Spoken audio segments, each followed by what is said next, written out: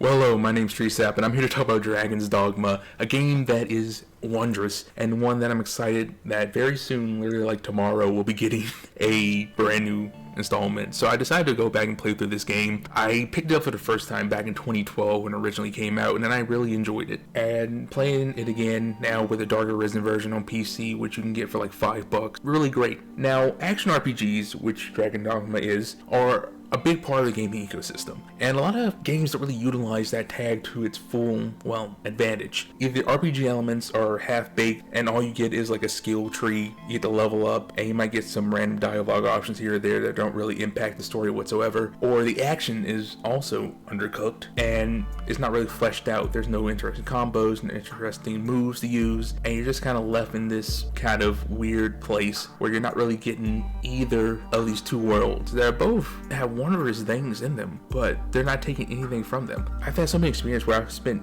money on games and it's made me so angry that I just want to like call up the developers at like 6 p.m. or something, or 6 in the morning, and just tell them how I'm going to file them with a copy of their game. I'm not going to do it, of course. It would just be to send a message. I would never do it, of course not, but it just makes you angry. And luckily Dragon's Dogma doesn't do that, even from the character creation being wondrous in a way that I think a lot of games really should start doing, which is having the way you customize your character actually impact the gameplay to a degree, where you have your height, your weight, your limb length having actual gameplay effects, like the reach of your weapon, your stamina, how much you can carry.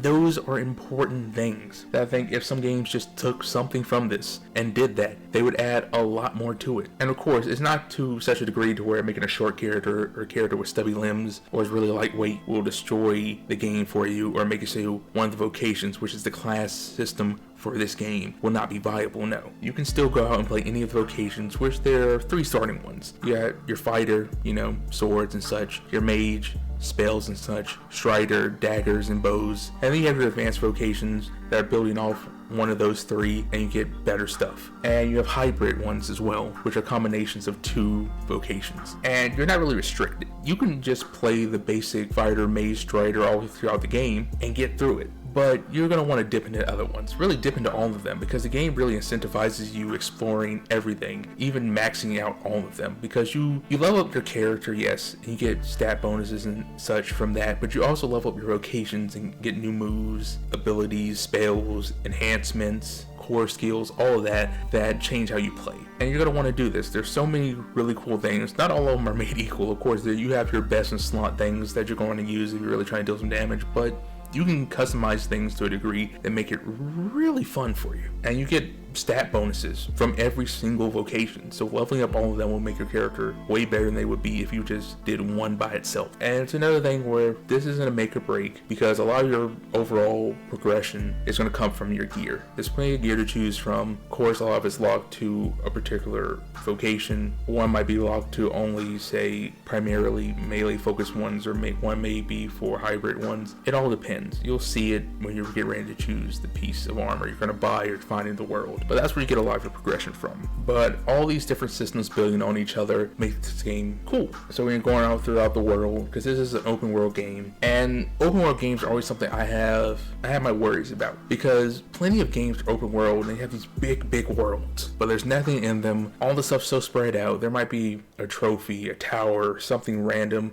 out in the world for you to find that you don't care about, so you're never really going to explore the world. You're probably just going to fast travel to places unless you really have to actually walk or drive. But the world of Dragon's Dogma is pretty condensed. It's jam-packed with stuff. You have quests you can find in the world, monsters to fight, treasure to find, all that stuff. Even though you'll be doing a lot of your quests, you'll be finding them at the boards or main story stuff, but you'll find things out in the world. Little mysteries, little things here and there, cool stuff. But the condensedness of the world is good, especially because you'll be walking a lot of places, because you'll be using waystones and fairy stones and whatever. I think I better say port crystals or something like that.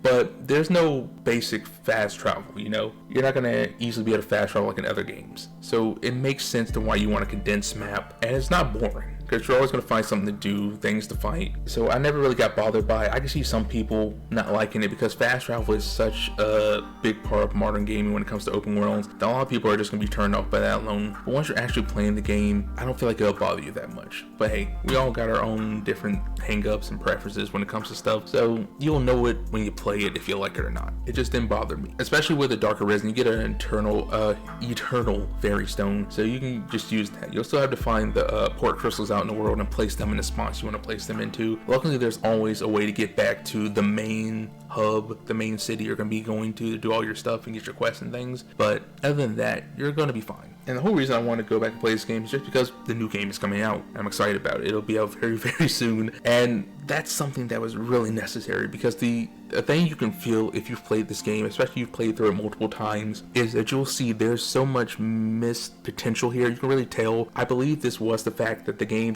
was not able to get the full time it needed or wanted, and you can tell the developers really wanted to put more time into it to flesh out all these different elements and add more stuff. So that's why I'm excited about the new game, because it really seems like they've been given the time, they've been given all these years to put effort into this game to flesh it out and make it what they wanted it to be. And I've already pre-ordered the game. I usually don't pre-order games, but I have sheer confidence in my heart this is going to be something good. If I'm disappointed, hey, I've been disappointed with games many times in the past, so this will not be a new thing. And that's one of those things, we all have our exceptions to our rules of no pre-ordering, no this, no that, when it comes to something that really interests us. And yeah, I just wanted to talk about this real quick because I wanted to get this off my mind before I go into the next game, and I really wanted to be able to make a good comparison when I'm playing through this game and possibly talking about it in the future after I play a few hundred hours of it. Who knows how long I'll play it. It seems like, from what I've heard, it's going to have a lot more content than the first game, and a lot of people put a lot of time into the first game. You can beat the game in like 32 hours, but some people play 100, 200, 300. There are people with 1,000 hours. It just really depends. I did a quick little playthrough for this one, playing it again, and it was still super fun. And yeah, I hope you enjoyed. I just rambled on for a few minutes. Maybe you liked it, maybe you didn't. And like or subscribe or dislike or do whatever you're going to do based on how you felt about this. And yeah, that's all I have to say. Thank you for watching. Peace. I'm out.